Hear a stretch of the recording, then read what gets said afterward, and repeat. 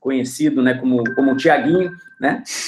E um grande parceiro, um grande cara, que vai estar aqui nos brindando aqui com ensinamentos, né, que nos servem do ponto de vista doutrinário, dogmático, só que com uma experiência na prática, uma experiência na visão do juiz, né?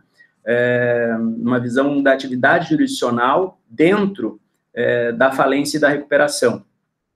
Essa aula, né, só esclarecendo aqui, Tiago, antes de apresentar, essa aula a respeito específica dos créditos tributários, né, na falência da recuperação, ela foi gravada por mim, mas ainda não foi disponibilizada porque ela não chegou na sequência ainda, tá?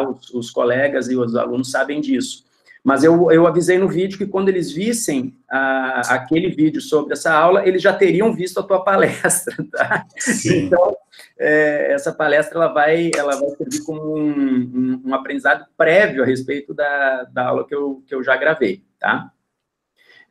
Então, nas aulas, o que a gente vê? A gente vê a doutrina, a gente vê posições jurisprudenciais, né? Teve agora uma mudança recente, agora do STF, né? Que vai comentar. Então, isso nos auxilia muito, quer dizer, essa participação e essa visão do juiz, né, que está lá lidando na prática, né, no processo com essa questão dos créditos tributários, tanto na falência e tanto na recuperação. Eu quero te apresentar o Dr. Tiago Scherer. Ele é juiz federal, tá, da 16ª Vara Federal de Porto Alegre, uma vara específica das execuções fiscais, tá? Portanto, conhece o tema, conhece o assunto, desde 2003, né, Tiago? Então, temos aí quase 17 anos de experiência nesse tema, tá? É graduado em Direito pela URGS, ou seja, é da nossa faculdade, especialista em Direito Tributário pela Universidade de Caxias, e mestrando também em Direito junto à Universidade Autônoma de Lisboa, Portugal, né? Foi também vice-presidente da Associação dos Juízes Federais do Rio Grande do Sul por 3 biênios, né, tendo acumulado a diretoria da Escola da Magistratura Federal, na SMAC, onde também atuou lecionando e coordenando cursos. E foi professor no Centro de Educação Corporativa do TRF 4, da 4ª Região, e atualmente é instrutor em curso de atualização para servidores na seção judiciária do Rio Grande do Sul e professor da SMAP em matérias correlatas à execução fiscal. Quero passar desde logo a palavra. A gente tem um tempo aí, Tiago, que vai de 30, 40, 50 minutos, né, seguindo aí uma orientação aí, não é orientação, mas pesquisas aí que falam a respeito de apresentações que sejam mais concentradas, mais cirúrgicas, né, e objetivas. É isso que a gente tem feito, também tem participado de vários eventos nesse sentido, mas, claro, sem perder o conteúdo. Então, por isso que a gente deixa essa banda aí, né, de um espaço. Então, o tempo é teu, o espaço é teu, e te agradeço e cumprimento de novo. Muito obrigado. Eu queria, inicialmente, desejar um bom dia a todos os colegas e amigos, cumprimentar imensamente aí meu amigo de longa data, né, Marcão. Fizemos toda a graduação juntos, é uma grande alegria estar contigo aqui. E voltar, né, nem que seja de forma virtual, a nossa faculdade de Direito, né. Então, sempre uma satisfação, uma alegria realmente estar contigo e tratar desse assunto que realmente é um assunto da crista da onda. Cumprimentar também o Fernando, né, gentil, como sempre, aqui para nos auxiliar nessa plataforma que para mim é novidade ainda. E falar desse grande tema, né, como falaste aí, Marcão, o momento realmente ele é candente e esse assunto eu acho que a gente vai ainda explorar bastante aí nos próximos meses. Afinal de contas, a pandemia veio e atropelou muito o empresariado, né, e em outras falas, em outras investigações, a gente percebe que isso vai ecoar bastante ainda mais para frente, né. E é um tema ainda, né, esse combate aí do tributário com o empresarial, ele é uma guerra ainda que ainda não se chegou à batalha final, né. Eu estava ontem pensando aqui sobre a nossa fala, nosso evento, e lembrei algumas coisas, né, uma coisa curiosa, uma ironia do destino, né. Eu fui lembrar que, ao tempo lá da preparação já estou há 17 anos nessa matéria, né? Mas antes, lá na preparação para o concurso de juiz, a falência e a concordata na época, né? A gente vai se entregando a idade, né? Eu trabalhei na época da concordata, mas a falência e a concordata não eram cobradas no meu concurso de juiz federal. Isso se transformou numa grande ironia, porque muito rápido eu cheguei nessa vara, que é uma vara especializada em execuções fiscais, estou lá desde 2013. É praticamente uma maioridade nessa matéria, né? E me deparei já com esse conflito do tributário com a falência, principalmente, né?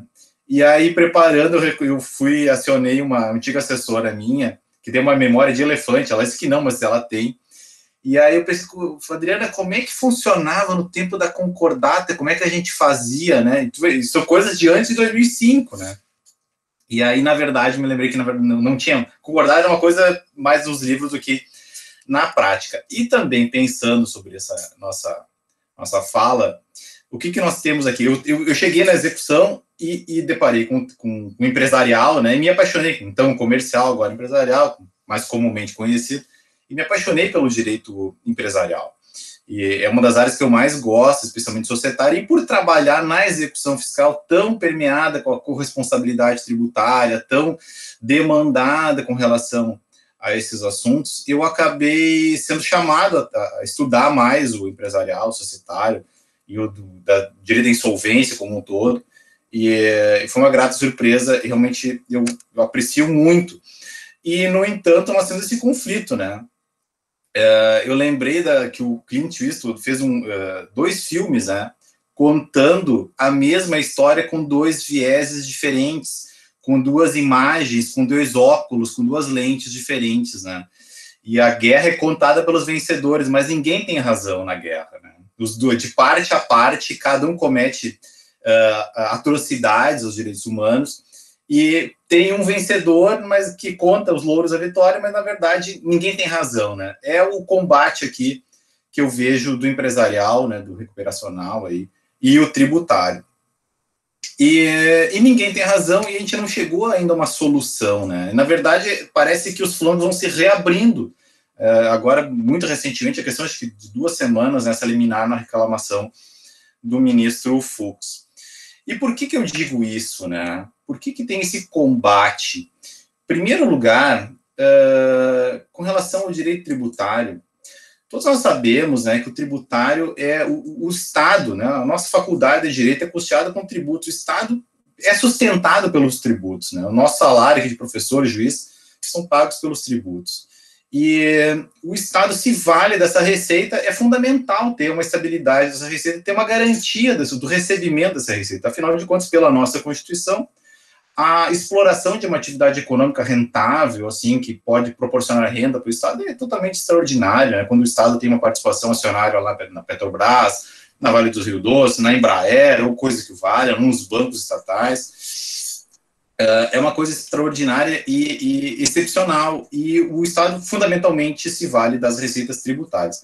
Quando o Rubens Gomes de Souza escreveu, lá nos idos de 60 e poucos, o anteprojeto lá do nosso Código Tributário, veio junto aqui, a partir lá do artigo 183, uma série de privilégios, garantias, e esse é uma das lentes que foi imposta, né, à sociedade, para fins de garantia das receitas fundamentais, do exercício de prestação de serviços públicos fundamentais à própria coexistência da sociedade, né? Dizem que o tributo é o custo da civilização, né? Para nós vivermos uma sociedade minimamente organizada, em que tenhamos segurança pública, um serviço de saúde, educação e outras atividades fundamentais, o Estado precisa desses tributos. E daí veio o Código e estabeleceu, lá a partir do 183 do CTN, uma série de garantias que o particular não tem perante um conflito contra um outro particular, não é? Então, quando o João litiga lá contra o José e leva um imóvel do José à praça, né, um leilão para recuperar um crédito contratual, um título de crédito, qualquer coisa que seja, vem aqui o Estado e percebe, não, o José é devedor de imposto de renda. E o imposto de renda tem um privilégio contra qualquer outro. E aí que vocês vão ver no 186 do CTN, o crédito tributário prefere a qualquer outro. Vem o Estado e recolhe o produto, né? Eu mesmo comando isso nos meus processos lá, a gente faz penhora no rosto dos autos e no concurso o crédito tributário prefere a qualquer outro, claro, ressalvado o crédito decorrente das relações de trabalho. E isso veio, é um espírito, assim, um ideário que permeia todo o relacionamento, né, do Estado perante o particular. O Estado dotado de prerrogativas muito fortes. Eu estou escrevendo uma aula sobre as vantagens extravagantes na execução fiscal, eu não consigo terminar, porque cada pouco eu me dou conta de uma vantagem, uma prerrogativa que o Estado tem, indiferentemente dos demais agentes, aqui dos demais litigantes, por exemplo, nos processos, que são totalmente extraordinárias. O João contra o José não tem poder de acessar, independentemente de intervenção jurisdicional, a declaração de imposto de renda do José, por exemplo. É o juiz que vai fazer isso. Nos processos da Fazenda Nacional, que são os que eu atuo lá, na vara, a Fazenda tem o poder de acessar dados fiscais da Receita, né, que é dentro do mesmo prédio, né, assim, metaforicamente ele consegue, desce uns andares ali, eu fui estagiário lá, desci que a Receita funcionava uns andares abaixo, a Procuradoria funcionava uns andares acima, e desce os andares e acessa os dados fiscais, o Estado tem essa prerrogativa, por exemplo, que é totalmente extraordinário com relação a outros agentes, né, outros atores processuais. Isso vai indo, né? Claro, a execução fiscal conflita com a reclamatória trabalhista, né? E a execução fiscal hoje tem já uma função social, porque em N situações nós realizamos leilões e existem superveniência, por exemplo, de uma reclamatória trabalhista jogada procedente, tem uma habilitação lá de crédito do trabalhador, e às vezes são recursos tão altos necessários para pagar as reclamatórias, talvez fazem até um condomínio de credores trabalhistas, e a gente esgota praticamente o nosso leilão, o nosso produto do leilão, para pagamento dos créditos trabalhistas. Isso é uma coisa que pouco se fala, né? A execução fiscal acaba proporcionando N pagamentos de verbas trabalhistas que a Justiça Trabalho muitas vezes não consegue, né? Não consegue recuperar, ou a velocidade dos processos também andam diferentemente, e a gente está mais adiantado, por exemplo, fazendo a empresa, como vai acontecer agora, nesse momento atual, né? As empresas vão quebrando e vão surgindo necessidade de pagar esses credores trabalhistas. Então, a gente faz, além de pagar, muitas vezes tem que fazer um rateio, né? Quebrar um pouco a lógica de que, de acordo com a ordem da penhora, se estabelece a preferência dos demais credores, né? A gente acaba tendo que fazer um rateio para que todos, né, num caráter de solidariedade, arquem com um pouco do prejuízo e possam receber proporcionalmente ao seu quinhão. Mas fora essa situação do trabalhista, o crédito tributário vem com esse óculos, assim, vem com muita força perante os demais credores, né? Isso também retratou lá na edição da Lei das Execuções Fiscais, que é a Lei 6830 de 80, né? N prerrogativos, como eu comentei, estão presentes nessa lei, que são extravagantes do direito processual lá da execução de outros títulos extrajudiciais, né? E a gente vai vendo que essa competência do juiz da execução fiscal, ela é absoluta, ela prefere a qualquer outra, né? Deixa eu só abrir o meu arquivo aqui. Lá no artigo 5º, ela prefere a qualquer outra, inclusive exclui a competência do juiz, né, da falência. Nós vamos ler lá na lei 6830, perdi ela aqui. Nós vamos ver aqui no artigo 29,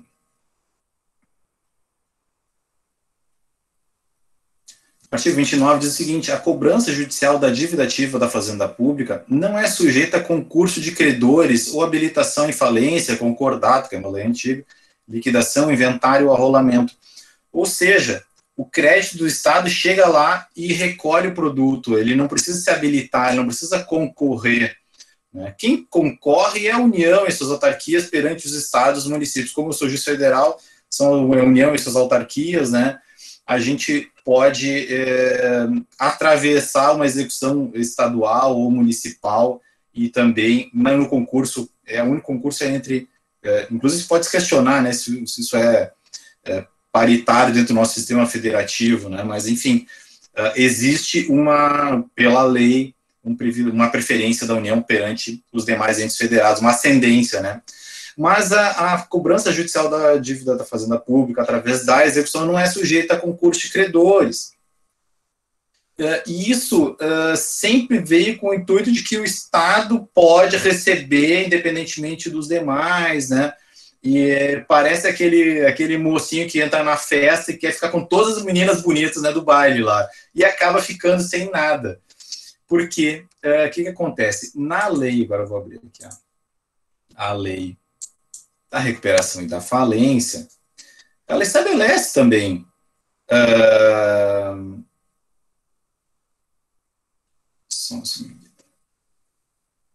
o artigo 6º, né, que a recuperação e a falência, elas não suspendem a execução fiscal.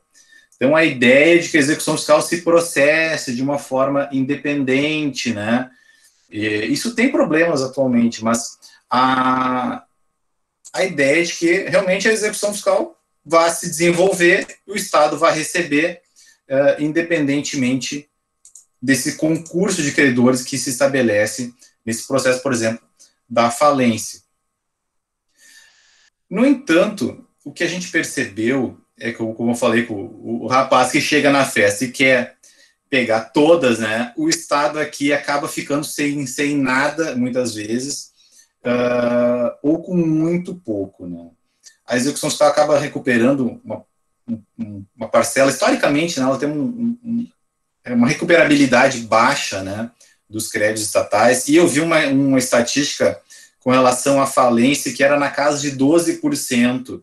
Eu digo, olha, a execução fiscal não está tão mal assim comparada com a própria falência, porque não é tão gritante assim. E a execução fiscal poderia até fazer um elogio, na verdade, pela qualidade do crédito que é submetido a ela, até que vai bem, né? A gente sabe que quanto mais passa o tempo, mais vai caindo a qualidade desse crédito, as empresas vão fechando, a mortalidade das empresas é na casa de 20%, né, das pequenas e médias empresas nos primeiros anos, 24 meses, o último dado que eu tinha era na casa de 20%, até a mortalidade das pessoas físicas, né, quando executada a pessoa física é na casa de 6%, então, naturalmente, a execução vai sendo impactada por esses dados desfavoráveis, né, a recuperação do crédito. Mas, na verdade, então, nós temos esse conflito do tributário que veio sempre imbuído dessa força, dessa tentativa de recuperar os seus valores, independentemente de qualquer outra coisa que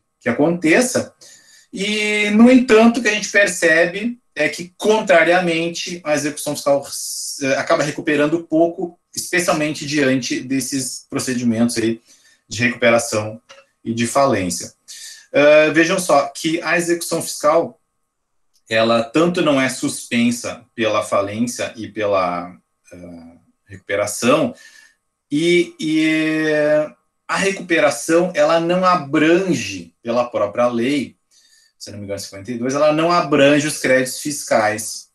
E isso gera uma série de problemas, é uma raiz, porque o Estado pensa assim, olha, eu vou receber independentemente desse concurso. E a recuperação não abrange, a lei de recuperações, ela trouxe uma lógica interna que seria uma forma de preservar o credor fiscal que acabou sendo deturpada, né?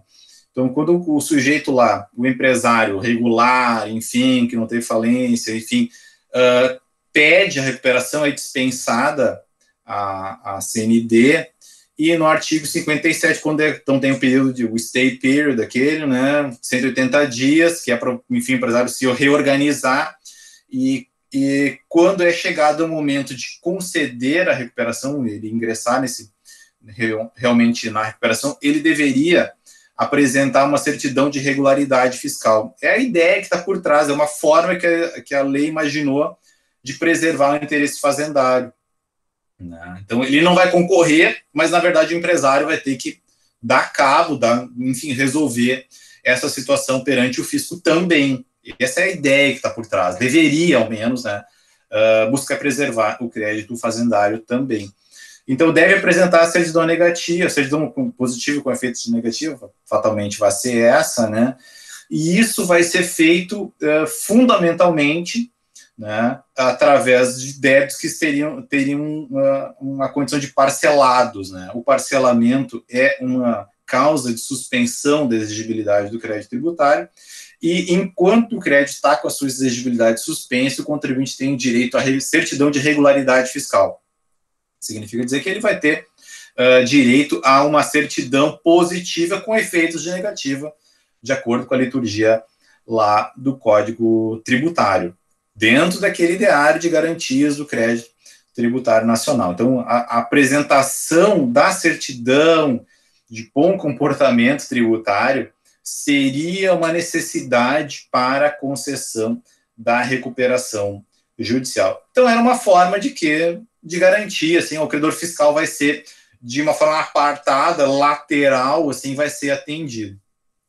No entanto, o que a gente percebeu ao longo dos anos é que houve uma deturpação dessa... Porque o que acontece? A lei também estabeleceu, não comentei, mas a lei previu a possibilidade, a ideia de que haveria um parcelamento mais favorável, mais benéfico ao contribuinte do que os demais parcelamentos concedidos aos demais contribuintes. E a lei imaginou isso durante um bom tempo, não houve realmente esse parcelamento. Lá de 2005 até 2014 não existia esse parcelamento extraordinário, favorável ao recuperando. E aí, diante desse paradoxo, a lei previu e não existia, a jurisprudência acabou dispensando a certidão negativa, já que ele não pode parcelar nas condições mais favoráveis, também não dá para exigir dele a certidão negativa. E às vezes eu percebia que havia algumas decisões assim, de uma forma, olha, isso aí é mero crédito tributário, isso aqui não interessa na recuperação, isso aqui é menos importante, o que mais importante aqui é a recuperação, é a viabilização, o soerguimento da atividade empresária. E o crédito tributário a gente vai ver depois, isso aqui não se afeta pela recuperação, e aí vamos tocar a recuperação independentemente do fisco, o fisco que se vire com relação a isso. No passado, né, antes da lei, antes dessas inovações, a gente fazia as penhoras, a gente poderia, na súmula 44 do antigo Tribunal Federal de Recursos, permitir que as penhoras estabelecidas anteriormente fossem preservadas e a gente, inclusive, podia leiloar os bens, né? Eu falei no início que a concordata era uma coisa meio ficção, né? Não existia um grande volume de concordata, nem conseguia recuperar situações em que a execução se desenvolveu, por exemplo, com a penhora e alienação de bens de concordatário. Mas com a falência existia muito. A gente alienava sempre os bens da falida, né? E aí, claro, vamos perguntar para o juiz alimentar lá o que tem, o que não tem, e remitir o produto da arrematação para pagamento dos créditos, e o juiz alimentar é que era o responsável lá pela classificação. Isso na sistemática da lei antiga. A lei nova imaginou uma coisa diferente, como eu comentei. Isso me imaginou que o credor fazendário seria atendido dessa forma. E a jurisprudência foi dispensando essa exigência, e aí tanto a execução fiscal quanto o credor fazendário, que é o nosso exequente lá, ficou de mãos atadas, porque ficava de fora da recuperação, né? A recuperação não compreende, ele não participa do plano, né? Não vota no plano, e o credor que participa do plano já sabe que fora lá os trabalhistas, né? O primeiro lá, depois dos trabalhistas, até um limite, 150 salários, esse credor vai ser pago com garantia, já que fundamentalmente todo mundo tem garantia real, né? Então esse vai estar no segundo lugar e vai acabar recebendo de forma favorável em detrimento do fisco. Então veio a lei nova e rebaixou o fisco, né?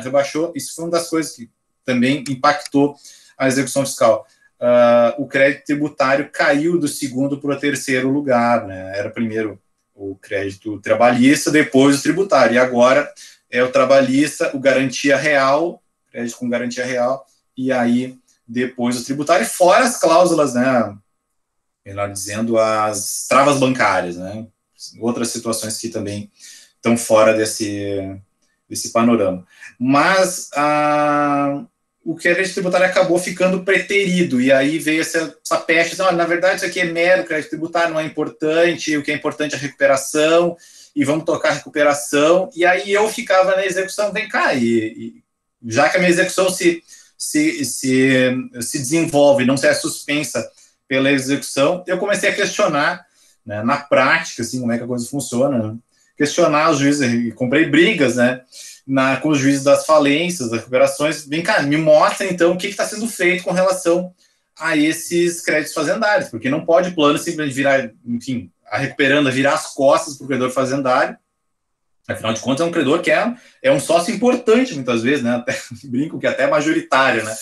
Nas sociedades empresárias. O credor fazendário tem uma participação muito relevante na organização, né? Qualquer empreendimento econômico, societário, tem que considerar os impactos dos custos tributários como forma de se manter minimamente viável, né? Afinal de contas, não pagar tributos não pode ser fórmula, método de organização da atividade empresária. Ela tem que compreender, acho que as novas gerações estão mais conscientes disso, né?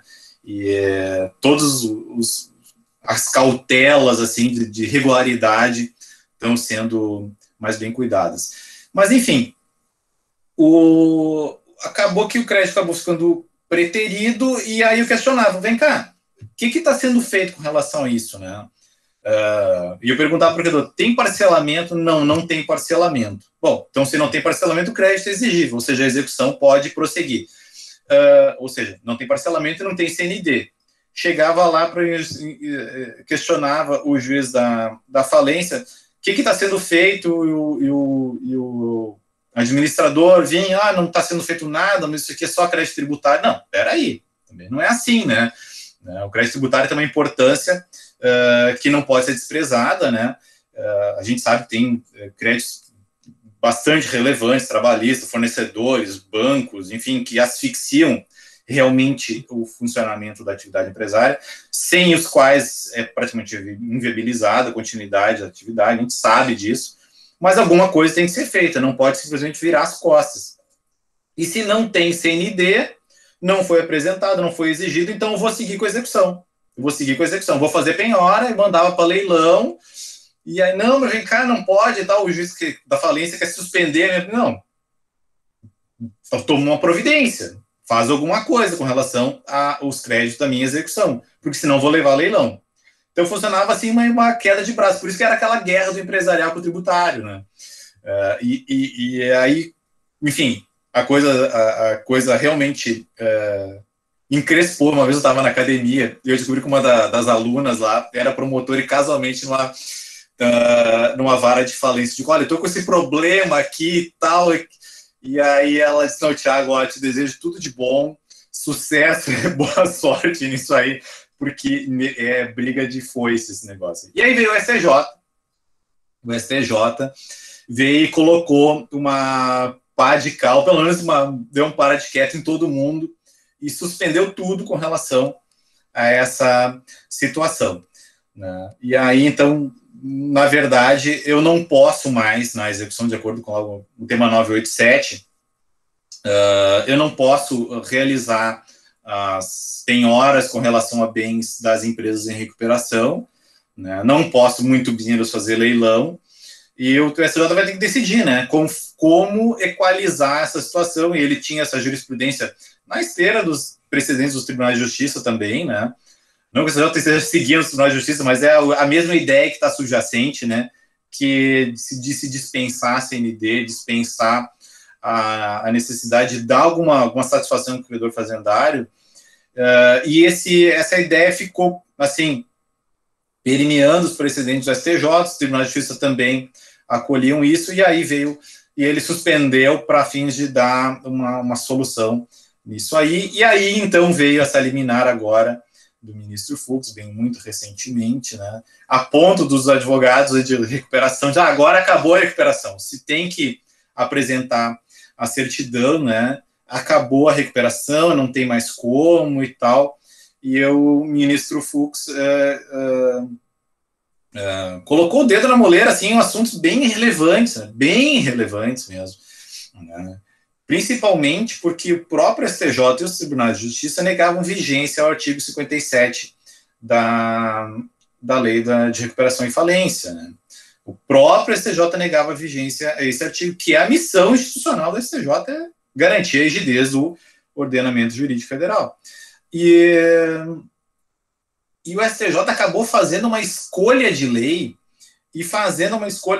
afastando outra lei, afastando um dispositivo, sem declarar a inconstitucionalidade dele de acordo com o sistema próprio, né, o princípio do full bench, lá no artigo 97 da Constituição. E aí eu sempre digo, olha, o juiz não tem discricionariedade para escolher lei. Eu não posso escolher lei. A lei incide, o meu trabalho é descobrir qual é a lei que incide, né?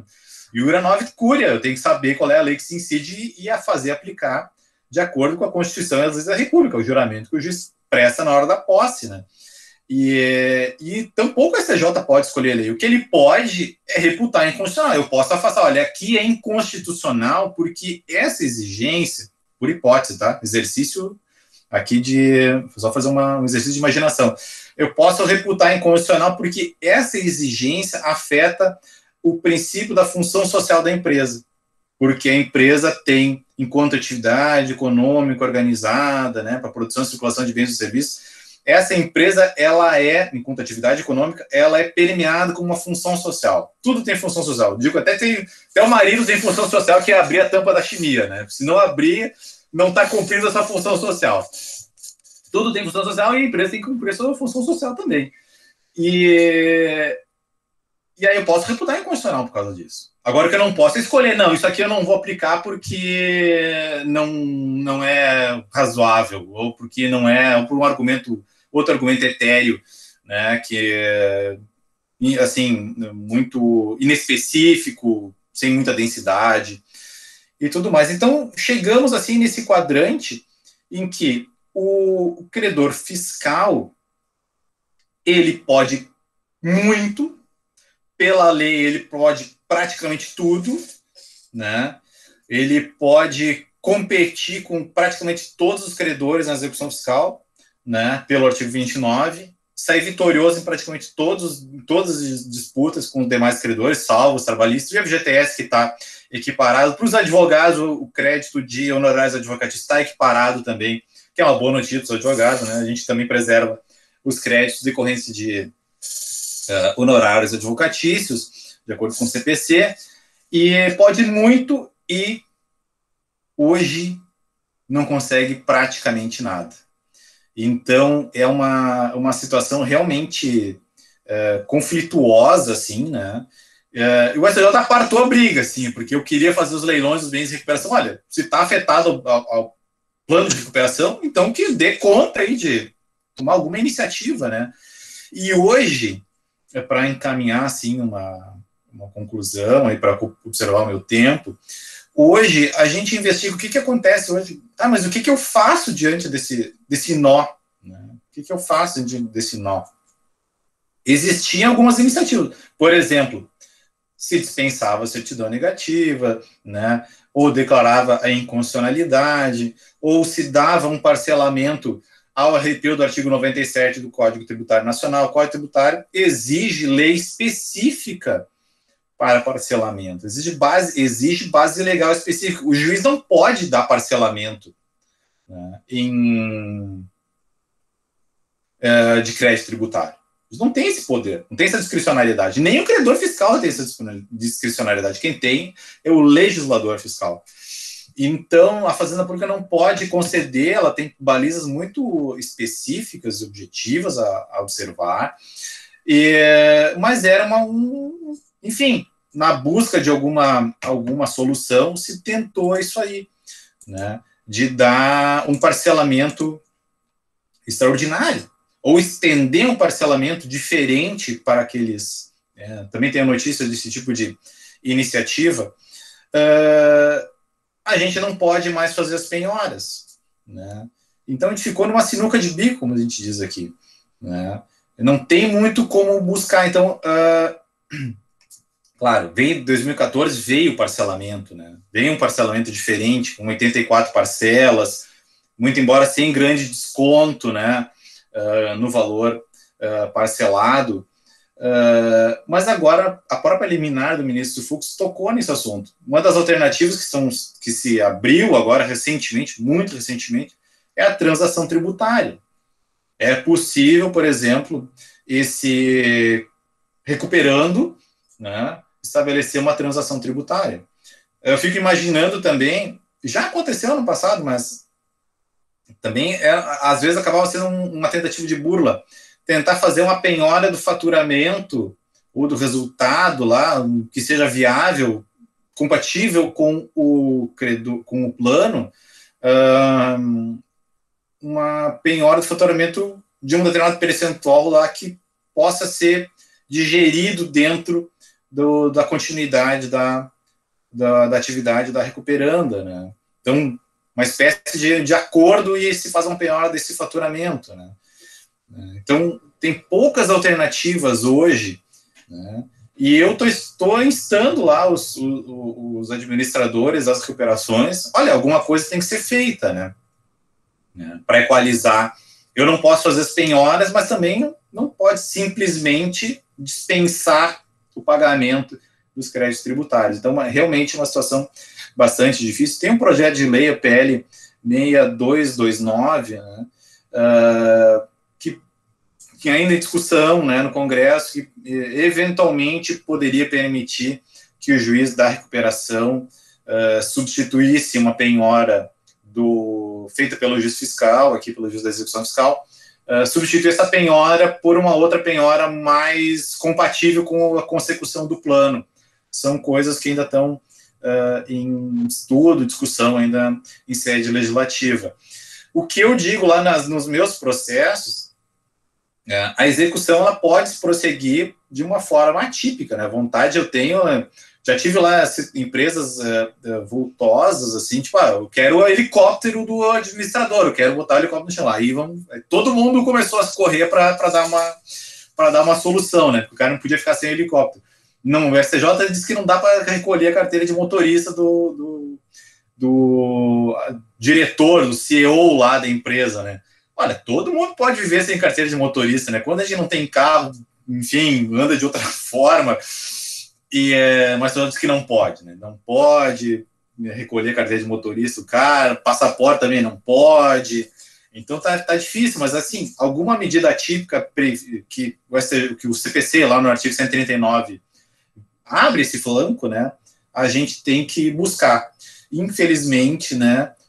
Nessa queda de braço, assim, ainda não consegui achar uma solução fora dessas, assim, ainda, né? De forçar, tentar ter lá um parcelamento do crédito fazendário também. São as primeiras considerações, Marcão. Então, queria deixar aberta a palavra aí para questionamento, sugestões, se houver alguma ideia com relação a isso, para a gente trabalhar. Tiago, excelente explanação, deu um panorama inicial e entrou em aspectos efetivamente cruciais, tá? Foi cirúrgico nas análises, parabéns pela explanação. Quando tu estava comentando aqui, eu só quero deixar claro que eu não concordo em tudo que tu comentou, tá? Tudo bem. Quer dizer, mas essa visão do juiz, né, da execução, isso é importante, isso é relevante justamente para a gente pensar a respeito, né, ou reiterar as posições a respeito de vamos dizer, de uma tutela um pouco mais diferenciada para a atividade empresária, ou até relativizar essa tutela, né?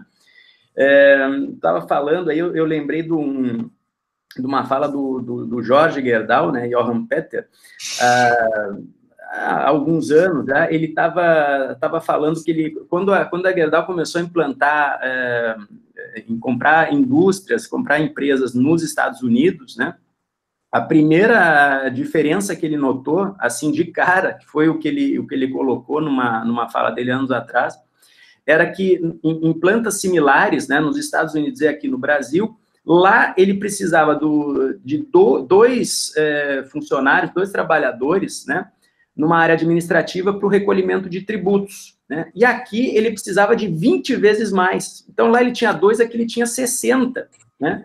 Por quê? Por causa do número de tributos, a legislação tributária, né, um conjunto de normas, de leis, de decretos, de resoluções, de instruções, né, da própria Receita. Então, ele comentando essa diversidade, assim, que está muito, claro, ligada a não a necessidade do tributo, isso eu acho que é indiscutível, né, mas a uma organização, né, tributária melhor, né, que é o que está se pretendendo agora na discussão da reforma tributária, né, mas não se chega também lá não se chegou a um consenso ainda.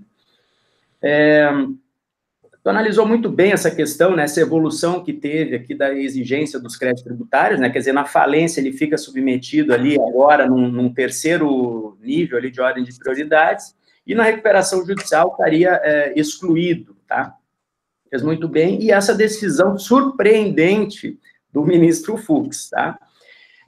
Quando eu li essa decisão, eu fiquei um pouco preocupado, porque o crédito tributário ele representa o principal crédito, né, da empresa em crise econômico-financeira. Ele é o mais relevante ali do ponto de vista da recuperação. Como tu disse, o Estado ele participa ali como um acionista, como um sócio, né? Então, e não vejo problema nenhum também na questão tributária. O problema é o retorno disso depois, né? Em relação à justiça distributiva e tudo mais. Mas, enfim, isso é palco para um outro debate. Mas aí eu queria te questionar, Thiago, 2 pontos.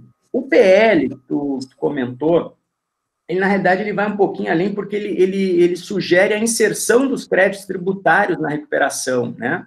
Ou seja, seria incluído ali, de alguma forma, no plano ou no parcelamento, né? Então, seria uma forma de compatibilizar esse aparente conflito, porque há um interesse, evidentemente, social, né? De busca da igualdade social, que é realizada pela arrecadação tributária e pela distribuição depois dos benefícios nas políticas públicas.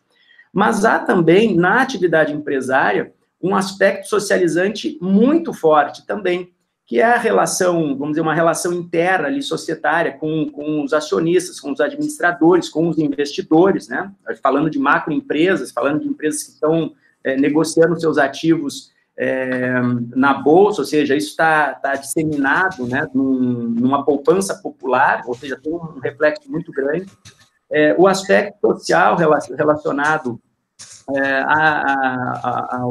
às relações trabalhistas, né, e também um aspecto econômico-social da relação com outras empresas, né, nas relações entre empresas, né, de fornecimento de empresas para um e para outro, e a relação de consumo também, né, que eu sistematizei ali, estou sistematizando ainda como uma relação pentagonal ali, onde estariam inseridas todas as relações jurídico-econômicas da empresa. Então, há um relevante interesse social nisso também. Então, de um lado, exigir todos os tributos e impossibilitar que a empresa tenha continuidade também acarreta um prejuízo. Deixar de ter um recolhimento tributário também acarreta um prejuízo. Então, me parece que essa possibilidade, tá, do PL é uma forma de compatibilizar, de alguma forma, esse aparente conflito. Então, isso que eu queria te questionar, tá? O que tu acha dessa possibilidade? E a tua visão, isso é a primeira pergunta. E a segunda, qual a tua visão a respeito da transação tributária, né? Entre o ente estatal ali, a Receita, e o empresário, porque isso vai à homologação depois do juiz, me parece, né? Do juiz de execução, não sei se é isso, mas... então, qual a visão tua, a visão do juiz em relação a essa transação? Não sei se tu já chegou a enfrentar algum tema desse, acho que não se avançou muito nisso, né? Ainda não. Realmente,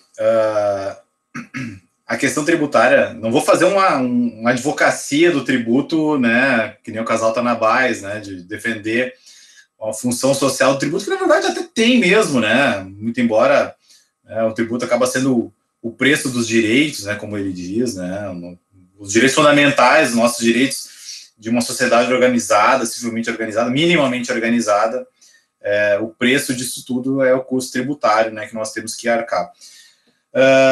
Só que isso, realmente, no Brasil, veio essa doutrina, não é nem unanimidade em Portugal, onde é o autor, e no Brasil é dificílimo a gente acolher por completo, em função, como tu disseste, né, a dificuldade extrema, são 13 tributos só previstos na Constituição. Ontem eu vi que são 60 tributos diferentes que nós temos que pagar.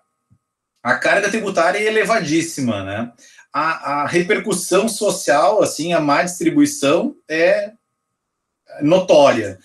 Problemas de corrupção, desvios e mau uso, baixo retorno, então são situações que vão contaminando, né, essa nossa relação com o Estado, né? Então, tem a competição desleal de outros contribuintes que não pagam, né, ou que se valem das maiores artimanhas para se desviar e iludir a fiscalização. Então, realmente, é uma relação extremamente conflituosa, né, do contribuinte. Naturalmente, pagar tributo já é uma coisa extremamente desagradável, né? Na verdade, deveria ser agradável, né? Quanto mais tu ganha, mais paga, né? Eu queria pagar bastante, sinal que eu estou ganhando bastante. E só a gente que é funcionário público não tem muito como escapar, né? Mas acaba que isso contamina realmente a distribuição, essa relação, e realmente, empreender no Brasil é para os bravos, né? É um cara que é empreendedor no Brasil e ainda em certos ramos, ramo industrial, por exemplo, esse cara, assim, tem que dar uma salva de palmas pro cara, né? Porque realmente é extremamente difícil inserir num mercado extremamente competitivo, compete globalmente, né? Com um dólar flutuando a loucura. Então, realmente, é um cipoal difícil da pessoa se organizar. Meu aplauso a quem realmente resolve empreender, né? Eu acho que apenas acaba que, como eu falei, tem que considerar isso aí não pode ser elemento de empresa, não pagamento dos custos tributários, né? Realmente, há uma necessidade, né, de compatibilizar a execução fiscal e a recuperação e o soerguimento do empresário que está vivenciando esse período de crise, né? Atualmente, então, eu não discordo respeitosamente de um ponto que te colocou, porque o credor fiscal, ele é o mais atrasado. É uma parte importante do passivo, com certeza é. Acaba não sendo tão asfixiante quanto outros credores, né? O banco, se ele para de pagar um financiamento, capital de giro, alguma coisa do tipo, esgota o exercício da atividade. Se ele não pagar os empregados também, muito rapidamente vai se esgotar o exercício da atividade. E assim não vai pagar os fornecedores, ele pode fazer, assim, enrolar débitos com fornecedores, mas a gente sabe que no B2B, assim, relacionamento entre empresas não tem CDC, né, e as práticas comerciais são selvagens, né, são selvagens. Então, eu tenho que colocar uma matéria-prima para o comprador comprar, vai recolher não sei quando e vai pagar em 180 dias a partir da encomenda. É uma coisa assim, quando a gente ouve falar, assim, meu Deus, ele se arrepiar, né? Como o cara convive nesse ambiente, assim, totalmente perverso. Nesse contexto em que o cara está pressionado pelos fornecedores, pelos compradores, né, que tem um poder, muitas vezes, de barganha muito forte, né, realmente de estrangular a continuidade da empresa enquanto atividade, o credor fiscal ele acaba sendo o retardatário. Apesar de ser um valor importante e que vai só aumentando, ele acaba sendo retardatário porque ele demora um pouco mais para dar aquele start, né, de buscar a recuperação, buscar a realização do seu crédito, né, e também na hora de sortear os boletos, na hora de pagar, o empresário vai acabar dando preferência, né, a esses mais prementes, débitos mais prementes. Se ele não pagar a luz, não pagar os empregados, não pagar custos operacionais indispensáveis, né? Não vai ter empresa. E aí ninguém recebe, né? A gente mata a galinha sem ter os ovos, né? Mas alguma forma de compatibilizar realmente é necessário, né? Do jeito que está posto hoje, né? Essa disputa, né? Que nem aquela história do gaúcho, né? Que entra num baile lá e o cara do porteiro tá armado. Não, mas pega essa faquinha pelo menos, não vai entrar sem nada aí dentro, né? Porque é aquela coisa assim, né? Tu vai entrar numa briga aqui que não tem que ter uma solução para isso, né? Oxalá que esse PL, então, permita uma forma que uma dessas pontas aí considere, né? Eu sou juiz, eu não sei, assim, sou isento e parcial, não vou perder nada com isso, mas, assim, eu tenho uma missão de tocar as minhas execuções e eu não posso ficar de mãos atadas, né? Claro, agora tem uma ordem do STJ, né? A gente tem súmula do nosso tribunal, aqui do Tribunal Regional Federal, a gente já fazia isso. Olha, quando tem falência, vamos deixar o juiz da falência leiloar os bens, porque ele tem uma condução mais aproximada dos fatos. Então, ele faz lá, após a lei, né, nova lei, nem tão nova, né, de 15 anos, mas deixa ele fazer os leilões, né, dos bens, porque o resultado tende a ser mais favorável, né, tanto para o credor fazendário, que seria lá naquela terceira posição, tanto para os demais credores. Então, deixa para o juiz falimentar fazer isso aí. E só que veio essa posição do STJ trancando tudo. Então, realmente, é fundamental que a gente tenha uma solução para isso aí, até porque, como eu coloquei, assim, não está tendo muita solução jurisdicional atualmente, né? A gente está tentando, assim, tatear alguma alternativa e não tem uma luz no fim do túnel tão brilhosa assim, né? Com relação à transação e outras medidas, que é uma transação por adesão, por enquanto, né, as modalidades que foram divulgadas, são iniciativas que os contribuintes vão buscar independentemente de intervenção judicial, né? E tem que ser assim. Então, realmente se tenta nas execuções algum tipo de intermediação, algum tipo de flexibilização nas condições, alguma situação assim, né, mais benéfica, e isso está fora da minha alçada, né? Acho que cada um tem que fazer o seu trabalho, né? O meu trabalho não alcança, né? O objeto da execução não alcança rediscutir cláusulas de negociação. Então, a transação, que é um conceito vindo lá do direito civil, né, também, como todo direito tributário, né, um dos meus professores lá em Portugal diz, o direito tributário é um direito obrigacional diferenciado. E não é, né, realmente tem muito do direito obrigacional clássico, com notas muito diferenciadas, e também se serve de muitas outras fontes, né, do administrativo, do constitucional, do processo, do penal, inclusive, né, e do civil, muito. E aí a transação, mas ela tem que ser, como o próprio nome diz, entabulada entre as partes. Muito se questionou assim, se haveria risco de corrupção, coisa do tipo. Não acredito nisso, assim. Quem conduz esse tipo de iniciativa lá do outro lado do balcão, né, da fazenda pública, são pessoas altamente qualificadas, que têm uma capacidade de conduzir seu trabalho de uma forma que não coloco em xeque de forma alguma isso, assim. Então, esse risco eu creio que está neutralizado, né? Essa preocupação que poderia se ter. Mas, infelizmente, a gente não está tendo ainda, né? É bastante recente o último edital para as dívidas ativas, né? E vamos ter algum tipo de questionamento ainda, porque naturalmente vai ser exigido do contribuinte que dispense ou renuncie às discussões de crédito tributários. Muitas vezes eu atendo os advogados e muitos parcelamentos, desde lá de 99, né, do Refis, sempre se exigiu do contribuinte a renúncia às discussões, a extinção dos questionamentos judiciais a respeito, administrativos e judiciais. E o advogado fica assim, ó, o advogado é o primeiro juiz da causa, realmente, né? E ele fica assim naquela, poxa, mas eu vou aderir isso aqui, tem que fazer uma conta de chegada, quais são os descontos que eu vou conseguir em relação ao crédito que eu sei que tem problemas, né? Que eu sei que tem, enquanto advogado, né? Eu sei que tem margem para decotar em sede judicial, né? Então, realmente é uma sinuca de bico, o advogado também tem que avaliar, né, se vai dispensar discussões ou se ele vai insistir. E o processo judicial é aquela coisa, a gente sabe como é que entra, agora como é que termina, a gente também tem que pagar para ver, né? Então, eu julgo na primeira instância e dali para frente não se sabe muito, né? Até porque a jurisprudência flutua, né? Então, até a súmula vinculante tem um procedimento especial previsto em lei para rediscussão de uma súmula vinculante. Então, realmente é mergulhar, assim, num pouco de incerteza, né?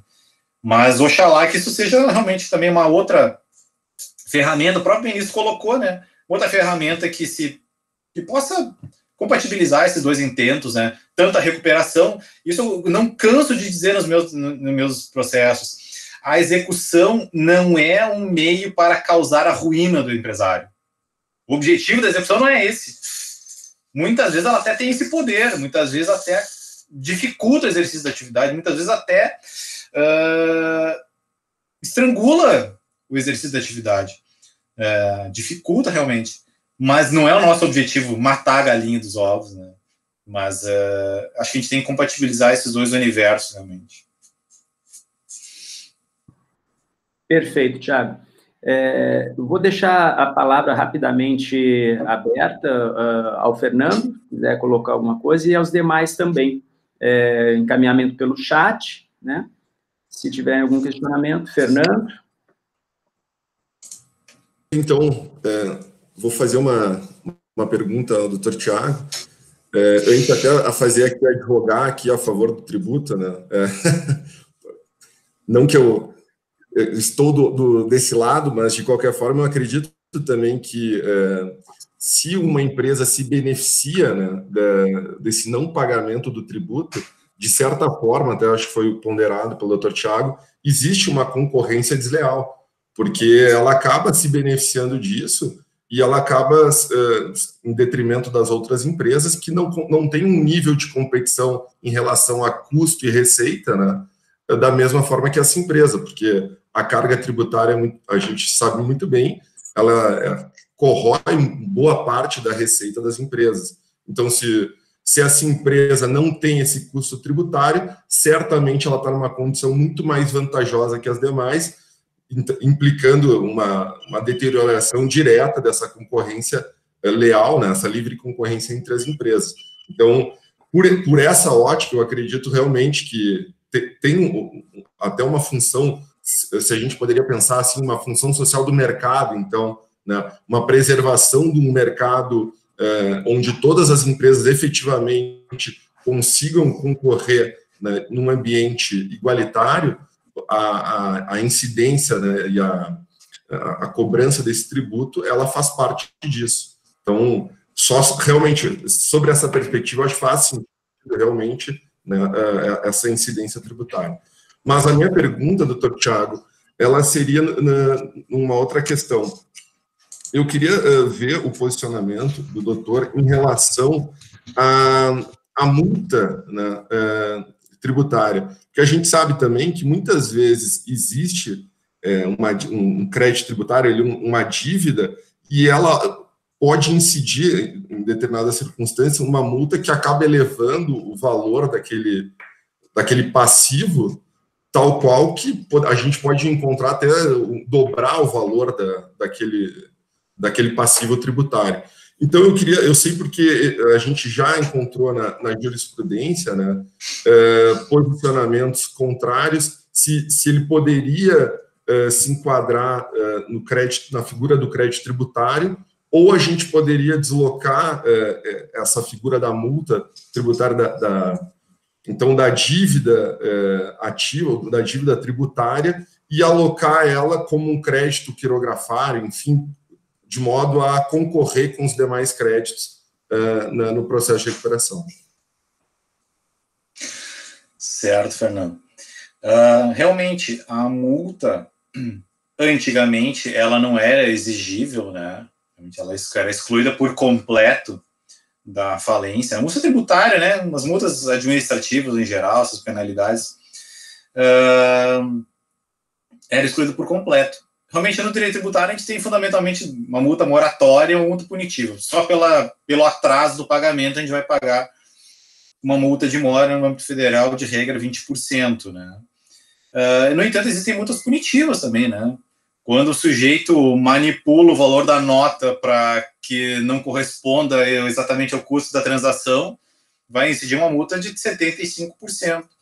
O Supremo já consolidou o entendimento de que multas punitivas de até 100% são constitucionais, né? Já tivemos multas, inclusive no passado, até 300%, quando havia intuito de sonegação, crime de sonegação. Hoje em dia já está mais reduzido, mas o Supremo entende que até 100% tá ok. Então, a multa, antigamente, ela era excluída por completo da falência. Hoje, ela caiu apenas, né, na classificação, né, no artigo 83, ela caiu lá para o 7º lugar. Então, as penas pecuniárias por infração das leis administrativas, inclusive tributárias, né, essas penalidades, elas caíram, então elas, em tese, elas podem ser cobradas. Em tese, porque, na verdade, o produto, se o produto da falência recupera 12% dos créditos, é evidente que não vai chegar, né, no normal, assim, né, de acordo com a experiência, o senso comum não vai chegar a pagar isso aí. Por isso que eu digo, o credor fiscal acaba recebendo muito pouco, às vezes praticamente nada, realmente, na falência. Mas, em tese, assim, pela lei, formalmente, sim, né, inclusive ela pode estar classificada lá, né, e é uma tarefa do juiz da falência. Os juros, né, que antes também eram indevidos por completo a partir da quebra, né, hoje eles vão, em tese, também podem ser exigidos se o dinheiro chegar a pagar os credores subordinados. Então, tá bem lá abaixo também na classificação. Então, nós temos ainda os créditos extraconcursais antes de chegar nesses créditos concursais, né? Então, acaba que, enfim, pela lei, ao menos, né, law in the books, em tese, é possível que se recupere algum valor de multa e de juros, né? Realmente, e com relação àquela primeira parte, eu acho muito importante essa reflexão, né? Porque hoje, a lógica, acho que, talvez eu seja ou ingênuo ou esperançoso, não sei qual dos dois, mas a lógica eu imagino que vai mudar, porque o empresariado, assim, as novas concepções de como ingressar no mercado, ele quer ter um ambiente de um mínimo ético. Ele quer entrar num ambiente que ele saiba que ele vai concorrer de acordo com as suas próprias capacidades. Se um bom produto, boa acolhida, enfim, conseguiu criar um ambiente para receber aquele produto. Ele não quer entrar num mercado que é distorcido artificialmente, né, por um oponente, por um competidor antiético que se desvia assim, o objeto da empresa é sonegar tributos, né? Então, é uma coisa que é intolerável. Eu quero crer que no futuro a gente vai ter mais, assim, competição, que os próprios competidores estabeleçam, o benchmark é uma regularidade ética tributária, né, para que a gente possa competir. A gente tem notícias de algumas situações que os competidores fazem uma espécie de bullying, assim, fazem uma espécie de tutela, assim, do ambiente por conta enfim, não querem ingressar no mercado distorcido, né? Que as regras sejam livres, estabelecidas, mas com um mínimo de comportamento ético. Então, quero crer que isso no futuro, oxalá, se alcance, né? Muito embora, né, o Brasil seja extremamente perdulário com os tributos e ainda exigente, né, com a carga tributária. Então, também, quem sabe a reforma vai simplificar e reduzir, né, a carga tributária. A gente tem muito ainda um caráter extra-fiscal que tem que se desenvolver, né? Agora, no nosso estado, Rio Grande do Sul, estão discutindo sobre se tem que isentar carros acima de 40 anos ou não. Eu digo, mas por que tem essa isenção? Não tem, para mim, não tem sentido nenhum ter isenção de carros de 40 anos. Muito pelo contrário, tem que tributar. No Japão é mais o contrário, claro, é lá outro sistema, a gente não poderia no Brasil, mas a tributação vai sendo cada vez mais gravosa. Na Alemanha, quanto o carro mais é poluente, mais tributo paga.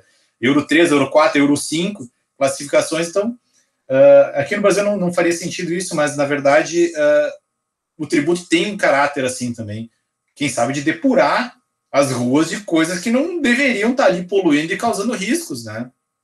Então, a gente tem muito a avançar nessa questão. Acho que esse diálogo, acho que a gente está, o tributário e o empresarial, eles não se entendem e os dois estão se debruçando sobre o mesmo fenômeno, né? O fenômeno econômico, né? A economia e o direito, assim, eles estão ainda sem sair. Eu acho que a economia está sempre correndo na frente, né? Mas o direito tem que acompanhar, e o fenômeno econômico que o direito empresarial busca agasalhar com um ferramental que possibilite que ele aflore, né, e vingue, e tenha o ferramental jurídico para que ele se desenvolva, né, com respeito à liberdade, aos contratos, à propriedade e tudo mais, o ferramental jurídico, mas a gente ainda tem que casar melhor, sabe, o empresarial com o tributário. Acho que é um grande flanco de trabalho hoje. Perfeito, Thiago. Nós vamos ter que encerrar aqui, que a gente já ultrapassou o horário bastante, mas o papo tá excelente e a exposição, realmente, estou extremamente satisfeito. Quero fazer só uma observação aqui do colega Randall, né, que ele coloca aqui que ele efetivamente concorda contigo, que a carga tributária não seria alta, o que há aqui um problema realmente de distribuição, e concordamos, né? Não é, o problema da carga tributária realmente não é alta, né? Se comparado, a gente não pode comparar ali com Dinamarca, Noruega, Holanda, essa comparação acho que não nos serve, né? Mas realmente é uma carga tributária que não é alta. O problema realmente do Brasil é a questão de distribuição, né? É uma pirâmide realmente completamente desigual, injusta, né? E todos nós aqui sabemos dessa injustiça, na realidade, na distribuição de recursos, tal. Tem o problema seríssimo da corrupção, né? De um encastelamento ainda em relação à atividade do poder, né? O poder ainda, de uma forma exercida, ainda como lá no início, ainda da colônia, né? A ideia do Brasil colônia ainda não foi desprendida, não se desprendeu ainda de nós. Esses dias eu ouvi, e com certo exagero, claro, mas falando a respeito da Angela Merkel, né? Que é a maior líder, né? No continente europeu, que ela tem lá o seu próprio carro, vai com o seu próprio carro para o trabalho e tal. Claro, ela vai com o seu próprio carro, é uma outra realidade, mas ela também, lá também se tem uma certa liturgia em relação ao cargo, né, de primeiro-ministro. Mas, enfim, são processos históricos aí que demandam uma análise bem mais aprofundada, né? Mas, efetivamente, isso a gente coloca, e quero agradecer o Rando pela colocação, tem razão. Quero agradecer inicialmente ao Fernando por auxiliar aí na organização. Thiago, quero te agradecer também imensamente pela participação, adorei aqui a tua explanação, foi bem elucidativa, creio que os demais participantes também gostaram, e te agradecer imensamente, e a gente planejar aí no próximo ano mais alguma outra atividade. Muito obrigado. Eu que agradeço, já está aceito o convite, caso venha mesmo. Realmente é uma satisfação estar com vocês aí. Muito obrigado mais uma vez, foi um prazer estar com vocês. Maravilha. Obrigado a todos que participaram. O vídeo vai estar à disposição. Não sei se a gente pode deixar à disposição em alguma plataforma da universidade, Thiago. Isso aí depende de ti, na realidade, tá? Eu gostaria de colocar no meu YouTube. Tá. Eu vou colocar, por isso que eu pedi para o Fernando gravar realmente para eu poder depois colocar lá na minha... Tá, tranquilo. Aí depois que tu colocar, então, aí eu disponibilizo no Moodle se tu autorizar, tá? Claro, claro. Eu queria deixar um convite, por fim. Eu esqueci de comentar mais cedo, mas eu tenho um perfil no Instagram também, que é o mesmo nome no YouTube, que é Execução Fiscal em Curso. É um perfil no Instagram e é um canal no YouTube também que eu estou começando recente, Execução Fiscal em Curso. E lá eu estou colocando vídeos, dicas, notícias, algumas discussões, algumas peculiaridades da execução fiscal. Eu senti que havia uma lacuna, assim, tem muita gente falando muito bem, de forma muito competente sobre tributário, mas com relação ao nicho da execução fiscal, acabou ficando meio lateral, assim, e como sou apaixonado pela matéria, então estou desenvolvendo esse trabalho paralelo aí, também como forma de desaguar, porque todo mundo está trancado em casa agora, né, então é uma forma da gente interagir, né. Então, todo mundo para dar uma olhadinha lá no meu perfil Execução Fiscal em Curso, vai ser um prazer receber todos por lá. Perfeito. Obrigado, pessoal. Obrigado, Fernando. Obrigado, Thiago. Até a próxima. Valeu. Tchau, tchau. Até mais. Tchau.